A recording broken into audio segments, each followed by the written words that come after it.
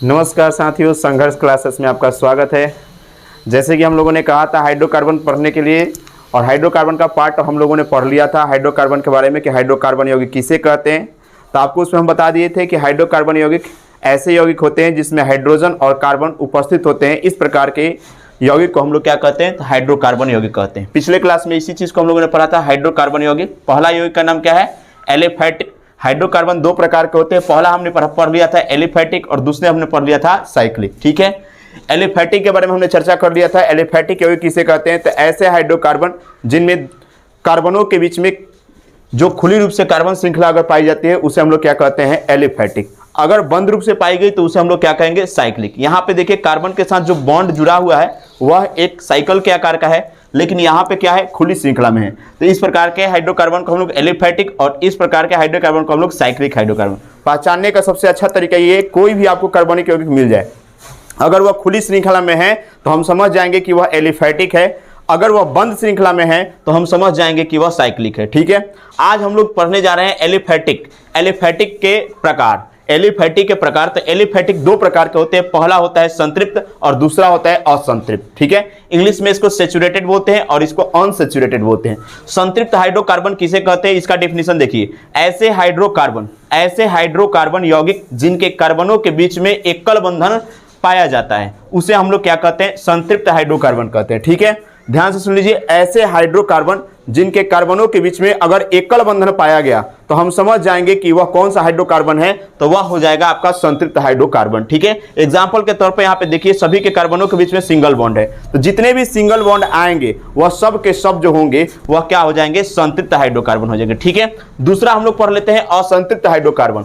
असंतृप्त hydrocarbon कितने प्रकार को? असंतृप्त हाइड्रोकार्बन किसे कहते हैं? तो देखिएगा ध्यान से, ऐसे हाइड्रोकार्बन जिनके कार्बनों के बीच द्विबंधन या त्रिबंधन पाया जाता है उसे असंतृप्त हाइड्रोकार्बन कहते हैं। देखिए ये वाला जो होता है असंतृप्त, इसमें या तो डबल बॉन्ड पाया जाएगा या फिर ट्रिपल बॉन्ड पाया जाएगा। अगर डबल बॉन्ड पाया गया तभी भी वह असंतृप्त हाइड्रोकार्बन है, अगर वह ट्रिपल बॉन्ड पाया गया तभी भी वह क्या हो जाएगा? असंतृप्त। एग्जांपल के तौर पे यहाँ पे आप ध्यान से देखिएगा। ठीक है, ये देखिए ये डबल बॉन्ड यहाँ पे दिखाई दे रहा है, इसको डबल बॉन्ड बोलेंगे और इसको ट्रिपल बॉन्ड बोलेंगे। ठीक है, अगर कार्बनों के बीच में डबल बॉन्ड है, ठीक है, दो कार्बनों के बीच में अगर डबल बॉन्ड है तो इसे हम लोग बोलेंगे असंतृप्त हाइड्रोकार्बन। या फिर दो कार्बनों के बीच में अगर ट्रिपल बॉन्ड है तो ये भी क्या कहलाएगा? असंतृप्त हाइड्रोकार्बन। यानी ट्रिपल बॉन्ड वाले और डबल बॉन्ड वाले जितने भी कार्बनिक यौगिक होंगे जो खुली श्रृंखला में होंगे वह क्या कहलाएंगे? असंतृप्त हाइड्रोकार्बन कहलाएंगे। ठीक है, आज हम लोग फिर इसका पढ़ेंगे कि संतृप्त का प्रकार जो होता है एक ही प्रकार होता है, इसे हम लोग एल्केन कहते हैं। क्या कहते हैं? एल्केन। एल्केन के पढ़ने से पहले है ना कुछ और भी शब्द हम लोग जान लेते हैं, ध्यान से देखिएगा, जिसको आप याद करके और किसी भी कार्बनिक यौगिक का क्या कर सकते हैं? आराम से सूत्र लिख सकते हैं, या एल्केन, एल्कीन या एल्काइन के सदस्यों का आप सूत्र लिख सकते हैं। देखिएगा यहां पे आप ध्यान से देखिएगा,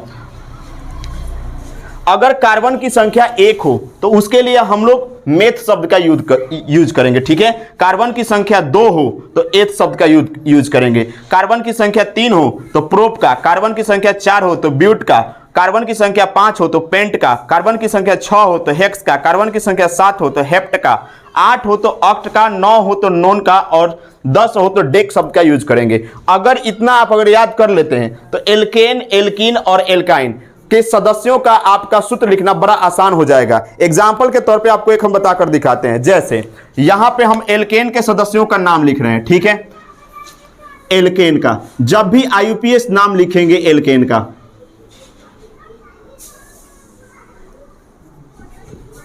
जब भी आईयूपीएस नाम आप लिखते हैं किसी भी एल्केन सदस्य का, ठीक है, तो आप इसमें से एल्केन में से पहले आप ले लीजिए यहां पे मेथ और एल्केन का एन। अब मेथ जोड़ एन को जब जोड़ दीजिएगा तो ये हो जाएगा क्या? मेथेन।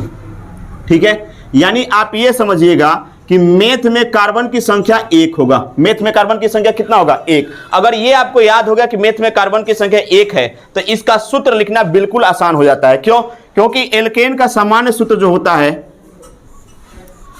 वो आपको हम दिखा देते हैं यहां पर।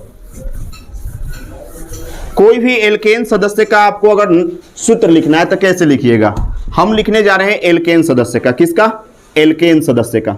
ठीक है, तो आप कार्बन का रूट वर्ड जो हमने यहां पे लिखा है रूट वर्ड, ठीक है, इस रूट वर्ड को ले लीजिए मेथ, ठीक है, और इसका प्रत्यय इसमें से ले लीजिए एन,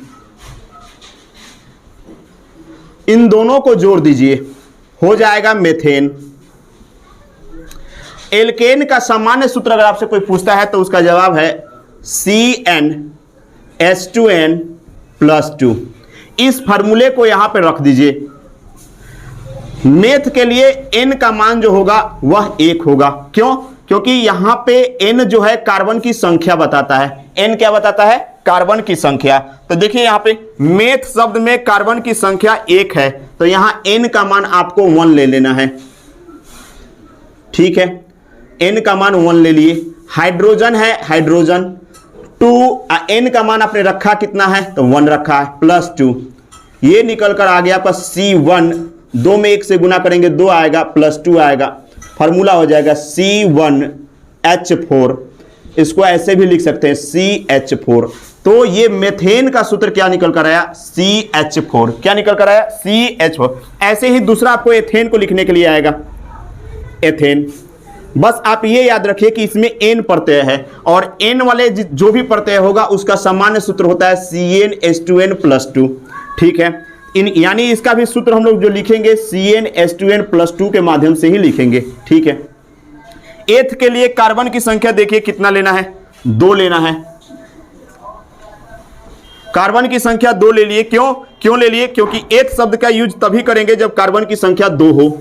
अब ध्यान से देखिए यहां पे 2 × 2, क्योंकि n का मान हम रख रहे हैं कितना? 2, तो यहां n का मान हमने 2 रख लिया। 2 × 2 +2 बराबर हो जाएगा C2, 2 दूनी का 4 प्लस कितना? 2, C2H कितना होगा? 6 होगा, ठीक है। ये हमारा निकल कर जो सूत्र आया, ये सूत्र जो हमारा निकल कर आया, ये आपका आया एथेन का।